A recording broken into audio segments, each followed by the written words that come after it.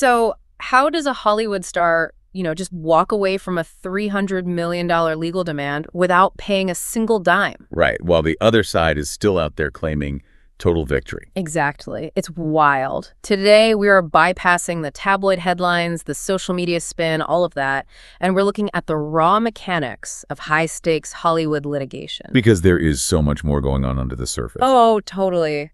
We are doing a deep dive into the really dramatic conclusion of the legal dispute between Blake Lively and Justin Baldoni. Stemming from the set of their film, It Ends With Us. Yeah, and right now, both sides are circulating these highly polished press releases, both claiming they won.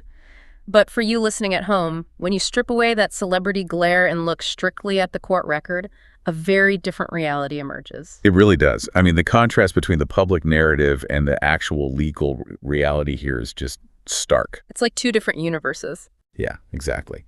In an era where allegations generate instant global headlines, the actual machinery of the legal system, well, it moves slowly. Yep. It's dispassionate. It relies on strict procedural boundaries. Right. So our goal today is to examine the specific legal strategy that allowed Justin Baldoni's team to get 10 of Blake Lively's 13 claims thrown out. Which is huge. It is. It allowed them to completely neutralize a $300 million threat and basically set the stage for him to forcefully clear his name. So to start, the catalyst for this entire ruling actually happened off camera, right? Like last month, with this sort of 11th hour settlement. Yeah, a last-minute deal that averted a massive public trial. Which nobody really wanted. So as part of that initial settlement, Baldoni waived his right to appeal a previous court order that had dismissed his own $400 million lawsuit against Lively. Right, which sounds crazy on paper. It does. And crucially, the settlement involved zero monetary compensation for Lively up front, but, and this is the big but, it left a specific legal door open for her to pursue her legal costs and damages. And that open door is what led directly to the federal ruling we are dissecting today. Okay, so wait, I have to push back here for a second. Go for it. Dropping an appeal on a $400 million lawsuit, isn't that just a massive concession? I mean, how is that a victory for him? Well, to an outside observer, it definitely looks like a concession, right? But in the trenches of elite litigation, it's often a calculated trade-off. To stop the bleeding, basically. It's exactly. Litigation of this magnitude just drains resources, it paralyzes careers, and it keeps this dark cloud of reputational damage hovering over you indefinitely. Oh, for sure. You can't get any work done. Right. So Baldoni's legal team, which is led by Brian Friedman, they're framing this outcome as a monumental survival story, precisely because of what they avoided. They traded the offense for defense. Exactly. They gave up the long-shot appeal of their own lawsuit to secure an airtight defensive perimeter around their client. And when you look at the sheer scale of the threat that perimeter held back, you really start to understand their strategy. I mean, Lively had demanded over $300 million in fees and damages. A staggering amount of money. Right. But by successfully getting 10 out of those 13 claims dismissed by a judge, and ultimately ensuring that $0 of that requested $300 million were actually paid out. Baldoni basically avoided an outcome that would have been financially ruinous. Yeah, and a permanent, undeniable stain on his career. He effectively neutralized this massive existential threat. He did. And the mechanism his team used to neutralize that threat is arguably the most fascinating part of this entire case. Because it wasn't just a standard dismissal, right? No, not at all. Lively's $300 million demand wasn't dismissed simply because the judge didn't believe her. It was dismissed because the court firmly drew a boundary around a brand new legal statute. Like a completely untested law. Yeah. We are literally watching the legal system stress test a law in real time. So that law is California Civil Code Section 47.1, and this literally just went into effect in 2024. It's brand new. Yeah. And to understand why this matters to you, even if you don't care about Hollywood drama, you really have to look at why this law was created in the first place. Right. There's a really important historical context here. Exactly. Historically, there's been this chilling loophole in the legal system. Victims of sexual harassment or assault would come forward to report misconduct, and the accused would immediately hit them with a catastrophic defamation lawsuit. Right. A CSLA PP suit, basically. Yeah. Yeah. It was a strategy designed to terrify victims into silence. So Section 47.1 was drafted specifically to close that loophole.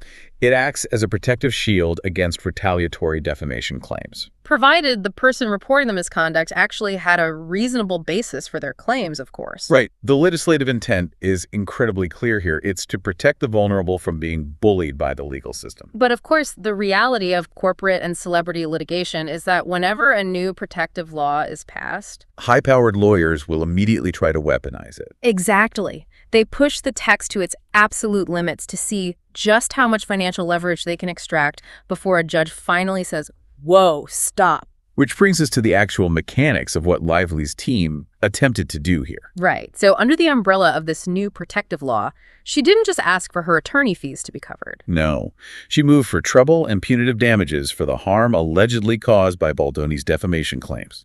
And for anyone who isn't a lawyer, asking for treble and punitive damages isn't just about making the victim whole. No, that's burning the defendant's wallet to send a message. Exactly. Treble damages ask the court to literally triple the actual damages, and punitive damages are designed strictly to punish the other party. So Lively's team essentially took a statute that was meant to be a defensive shield, like a whistleblower hotline. And they tried to use it as an offensive weapon, like a multi-million-dollar sword. They tried to secure a lottery-sized payout. And U.S. District Judge Louis Lyman stepped in and completely shut that maneuver down. Just totally blocked it. Yeah, he ruled that compensatory and punitive damages simply do not fall within the exception created by Section 47.1. And his reasoning is actually super interesting because it touches on this fundamental tension in the American legal system. Right, the clash between state statutes and federal procedural rules. Yeah, Judge Lyman drew a really hard line in his ruling. He wrote that the state law, quote, does not create an end run around the entire set of carefully crafted federal procedural rules designed to protect the rights of the parties. Because a federal judge just cannot allow a state law, even one with, noble protective intentions, to bypass federal evidentiary standards. And due process. Exactly. Federal courts have a highly structured, rigorous process for determining if punitive damages are warranted. Right. You need discovery, evidence, specific burdens of proof. Yeah, and Lively's team was essentially trying to use the California statute as a fast pass. Oh, that's a good way to put it. Like they wanted to bypass all that rigorous federal fact-finding Yeah. and just go straight to the multi-million-dollar penalty phase. And the judge said, no, that's not what this tool is for. He established a hard boundary, confirming the law is a narrow exception for a limited kind of relief, not a blank check. Right. So the attempt to extract $300 million fails, and 10 of the 13 claims are thrown out. Which is a huge loss on that front. Yeah. But, and we have to be fair here, the law didn't fail her entirely. No, it didn't. To give you the complete objective picture, we really need to look at the one area where the court did rule in Lively's favor. Right. Judge Lyman did grant her bid to recover legal fees. Yeah. And with a legal team featuring heavyweight litigators like Michael Gottlieb and Ezra Hudson, those fees are expected to be astronomical. Oh, easily. The process now shifts to this administrative battle over what actually constitutes a reasonable hourly rate for elite Hollywood attorneys. They basically have to submit a detailed breakdown of their time to the court. Yeah. And Lively's lawyers are heavily leaning into this specific victory in their public statements. Oh, big time. They claim this ruling makes her the prevailing defendant under the statute. Right, which sounds great in a press release. It really does. Lively herself even put out a statement saying that her lawsuit shows how Section 47.1 creates, quote, a path for survivors to hold accountable those who weaponize online attacks and retaliatory lawsuits. And the focal point of their victory lap is a very specific phrase used by the judge. Right. The malice thing. Yeah. The judge ruled that she acted without malice when she made her initial sexual misconduct complaint. Okay, and this is exactly where things get confusing for the public. It's the exact intersection where public perception radically diverges from legal reality. Because when headlines broadcast that a judge found someone acted without malice, if you're the average reader, you naturally assume the judge is confirming the victim's story is entirely true. Of course you do. It sounds like validation. Right. It's so tempting to look at the without malice ruling and think, oh, the judge is saying she told the truth and the harassment definitely happened. But legally speaking, malice is really just about state of mind, isn't it? Exactly. It just means she didn't knowingly lie. That is the crucial distinction here. In the context of defamation and protective statutes like this one, malice has a very specific Very high threshold. Yeah, the judge actually wrote, quote, "Allegations are insufficient on their own to demonstrate that statements were in fact made with malice. That determination requires some evidence." So what the court is saying there is that Baldoni's team could not produce hard, undeniable evidence that Lively intentionally fabricated her complaint. Or that she acted with, reckless disregard for the truth. Right, so ruling that she acted without malice is just a determination of her mental state at that specific time. It is not a factual ruling that the underlying harassment actually took place. Not at all.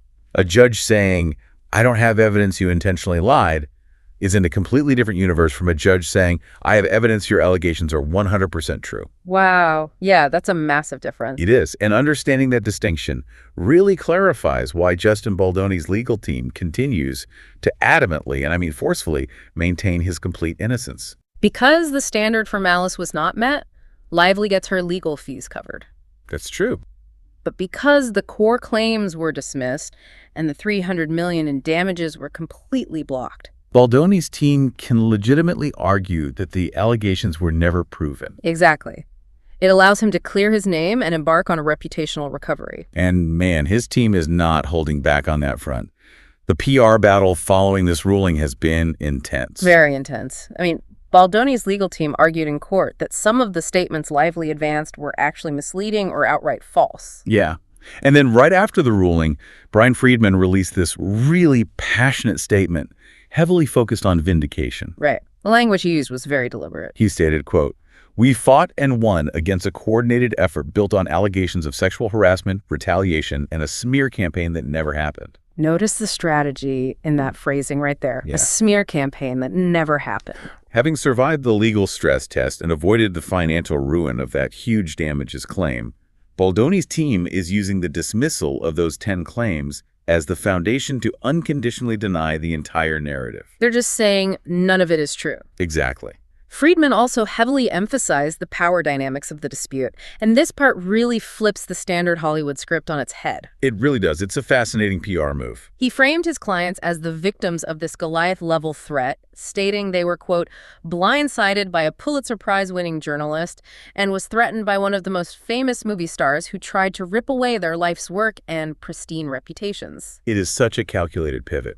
The defense is actively shifting the public framing. Away from, a powerful director accused of misconduct. Right, and toward this image of an innocent filmmaker who was targeted by an overwhelming coordinated machine of celebrity influence and media power. By emphasizing the sheer scale of the threat they defeated, they really amplify the perceived innocence of their client. Yeah, and the defiance in their closing statement really drives that home. Let me read how Friedman concluded it. He said, "Throughout this process, innocent people had their reputations unfairly tarnished. There was no sexual harassment, there was no retaliation, there was no smear campaign." He's just repeating it over and over. Yeah. The court recognized it, the record reflects it, and we have maintained it from the very beginning. We would not hesitate to stand up for the truth again. It's a very strong statement. And he also deliberately minimized Lively's win, characterizing it as just, quote, "limited attorney fees for a single claim as part of a case that lasted only a matter of months, nothing more." And analytically speaking, when you compare the victory of securing hourly attorney fees on a single claim against the initial threat of a $300 million payout across 13 claims. The scales are heavily, heavily tilted. Exactly. The immediate career-ending liability was completely neutralized. Baldoni survived. So we've covered a lot of really complex ground here today. We looked at how federal procedure clashes with new state laws and how legal strategy actually operates when hundreds of millions of dollars are on the line. And I think the big takeaway is that despite the explosive headlines and the invoking of this brand new California law meant to protect survivors, the reality is that the legal system functioned exactly as it was designed to. Yeah, it weighed the evidence, it interpreted the strict boundaries of a protective statute to prevent it from becoming a financial weapon. It threw out the vast majority of the claims, 10 out of 13. Right, and it blocked an astronomical $300 million financial demand. It allowed a high-profile figure to survive a career-threatening legal assault, basically reducing this massive conflict to a localized battle over lawyers' hourly fees. Which is incredible when you think about where it started. Yeah, the machinery of the court handled the dispute dispassionately. But, and this is where I want to leave you, the listener, today, Yeah. this leaves you with a really complex dynamic to consider regarding the court of public opinion. Because the legal system has definitively spoken on the damages right. It dismantled the most explosive parts of the legal threat. Right. 10 claims gone, money blocked, name cleared in court. Yet, we live in this attention economy where initial allegations just live forever on the internet. Oh, absolutely. The nuance of a judicial ruling rarely goes viral the way an accusation does. So how do we, as consumers of media, readjust our perceptions of a person's reputation once the legal dust is finally settled and the massive claims have been thrown out? It's a great question. When a high-stakes narrative is resolved not with, like, a dramatic courtroom confession, but with the quiet dismissal of claims and a ruling on procedural boundaries, are we willing to accept the objective truth of the court record over the initial noise of the headlines?